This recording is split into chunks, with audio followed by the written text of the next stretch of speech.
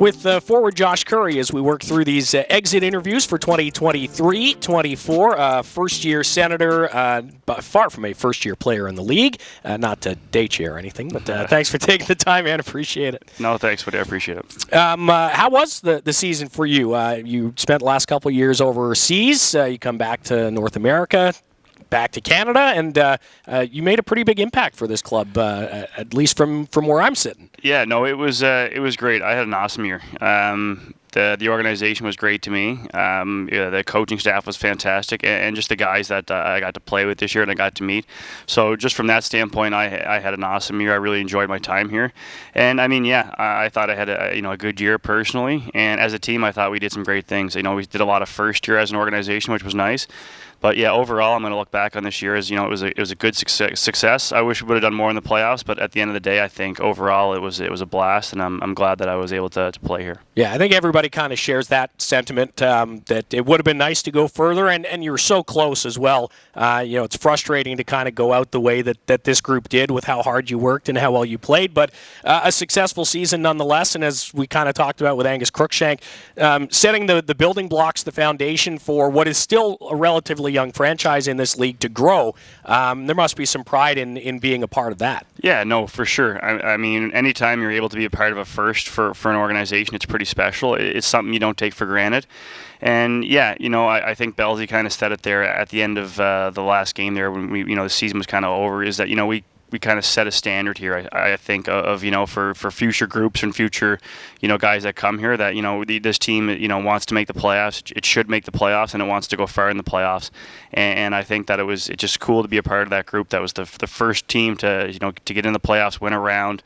And so, yeah, no, I think we set a standard, and I think that's something to be proud about. And you had a pretty big playoffs yourself over those 7 games, 3 goals, 3 assists as well. How nice was it to be able to contribute to come through at some of those big moments for this team? Yeah, no, playoff hockey's kind of, everyone wants to, play good in the playoffs. That's kind of, that's the hockey that really, really matters at the end of the day. Obviously, you got to get there, but once you're there, it's kind of a different animal. But no, I mean, I have to tip my hat to my line mates. I got the chance to play with Stephen Halliday and Wyatt Bongiovanni, and those 2 guys were great. I think we had some good chemistry, so I got to tip my hat to them. They were easy to play with and made my job a little easier. But like I said, yeah, it's always nice to contribute. I'll get a couple questions on those guys then.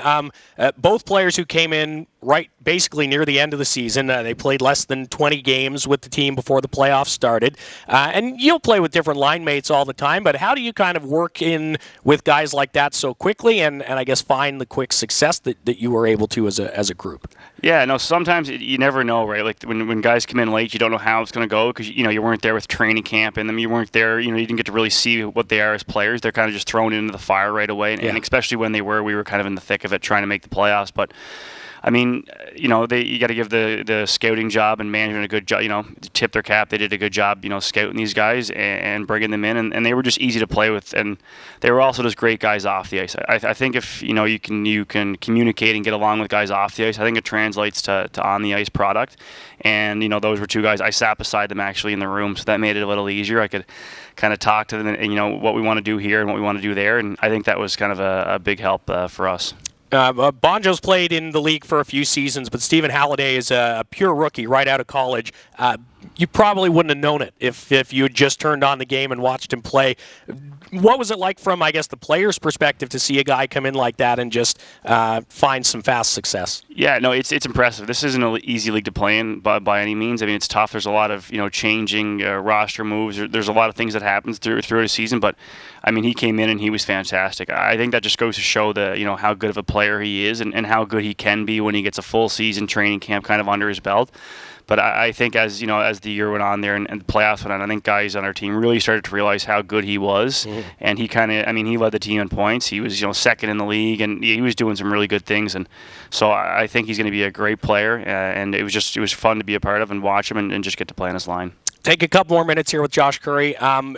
It's as a veteran player, like you're always kind of helping guys throughout the season and, helping them to adjust. For someone in your position at this time of year, are you able to kind of pass along more, expertise, insight on how guys can kind of handle the off season, and for some, like an Angus Crookshank, dealing with a contract for the first time. Are you able to pass some of that experience along this time of year? You can a little bit. I mean, not too much. Everyone's different. Every contract negotiation year end, it's different. I mean, obviously, I've kind of been through it. I've done the whole restricted free agent, unrestricted free agent thing. Sure. So I mean, there's definitely a little piece of advice you can give guys. But at the end of the day, they kind of have to go through it on your own. And it's a cool learning experience. It's a cool experience to be a part of.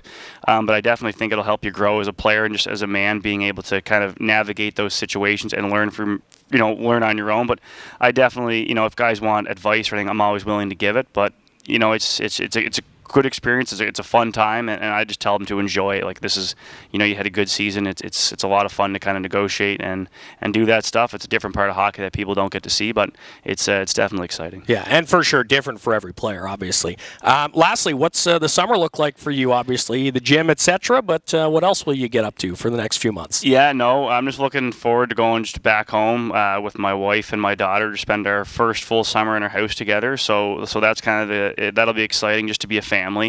And go to the beach, do those family kind of things, go for walks. We're actually also expecting our second child in September, so that's kind of exciting news. Well, wife is pregnant again for another summer, so she's not too thrilled about that, but no, we're just looking forward to being a family and just kind of making memories and starting traditions and doing things like that this summer. Well, a busy few months ahead then. Congratulations on the second new edition. Yeah, and thank you. have a great summer, man. It was awesome having you here. We appreciate you taking the time for all the media stuff and everything else. And we'll chat in a few months, I suppose. Yeah, no, I appreciate it, buddy. Thanks to you and everyone. And thanks for a great year.